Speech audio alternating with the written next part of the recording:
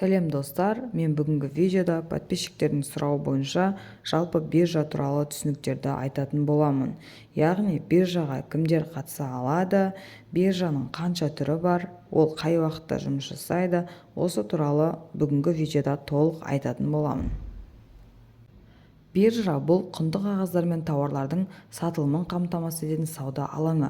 Ол жердегі сауда түрлері акция, опцион, облигация және де шикізат өнімдері. Шикізат өнімдеріне мұнай, газ, алтын, тағы басқа өнімдер жатады.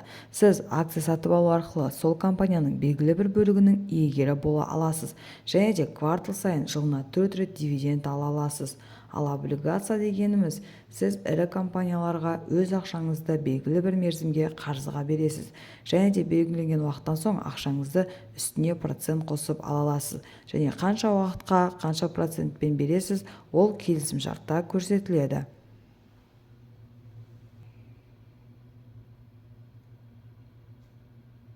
Енді биржаның қанша түрі бар екен айтайын.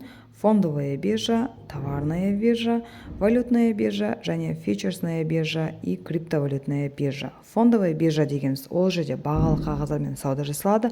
Олар акция, облигация, опцион және де тағы да басқалары.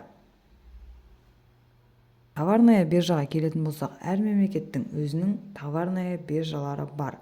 Ол жерде шикізат өнімдері сатылады. Мысалға, Бременская хлопковая биржада мақта сатылады. Международная нефтяная биржа бұл Англияның биржасы, ол жерде шикі мұнай, дизельдік отын, табиғи газ сатылады. Қазақстанның биржалары Каспий, самұрық, ол жерде уголь, цемент, бензин сатылады.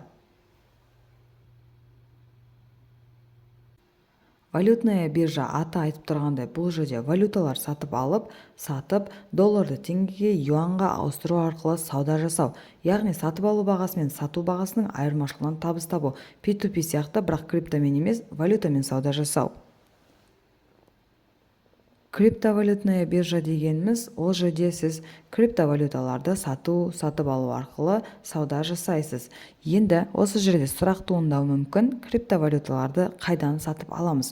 Оны сіз криптобиржалардан сатып ала аласыздар. Яғни бізге белгілі криптобиржалар Binance, Kraken, KuCoin және тағы да басқа мына жерде көрсетілген биржалардан алсаңыздар болады. Американың акцияларын американдық биржалардан, ал Қазақстанның акцияларын қазақстандық биржалардан сатып ала аласыздар. Мен мына жерде ең ірі сенімді биржаларды атап өтетін болсам, бұл америкалық биржалардан S&P 500, NASDAQ, NYSE және де Dow Jones.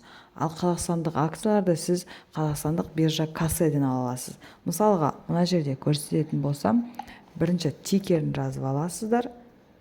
Мысалға, мына жерде NYSE деп жазылып тұр. Алатын акцияларыңызды тикерін жазасыз, ішінде неода NYSE деп жазылып тұр. Келесі акция NASDAQ деп жазылып тұр. Келесі акцияда NYSE деп жазылып тұр.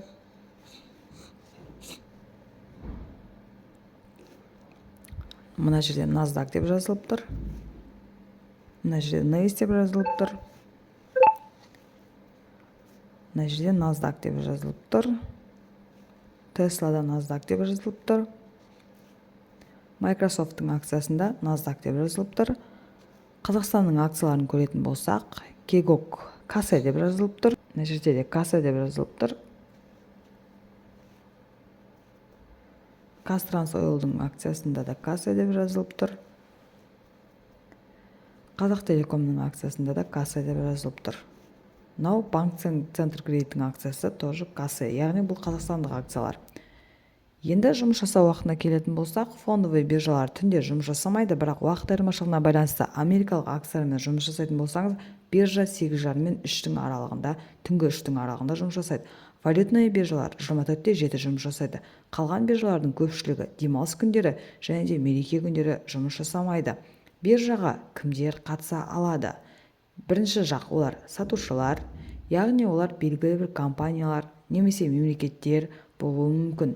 Мысалға, компаниялар өздерінің акцияларын биржаға ұсынады. Товарный биржада шикізат өнімдерін ұсынады және де тағы басқа. Енді биржаға қатысушы екінші жақ олар сатып алушылар, яғни сол акцияны сатып алатын инвесторлар немесе бір-бірінен шикізат өнімдерін сатып алатын мемлекеттер және де тағы да басқаларын атап өтуге болады. Биржаға кімдер қатысады? Бұл үшінші жақ спекулянттар, яғни трейдерлар. Олар биржаға ешқандай өнім шығармайды. Сатып алушылар мен сатушылардың арасындағы бағаның өсіп түсуінен табыс табады. Демек, трейдерлер үшін бағаның өсетіні немесе түсетіні маңызды емес. Оларға тек қай уақытта өсіп, қай уақытта түсетінін анықтау маңызды. Оны трейдерлер жаңалықтарға, техникалық анализдерге және де фундаменталды анализдерге сүйене отырып анықтайды. Достар, егер де сіздерге осы видео пайдалы болған болса, онда трейдинг туралы қазақ тілді арналарының дамуына үлесіңізді қосып, менің каналыма подписка жасап, лайк басып, комментарий жаза кетіңіз.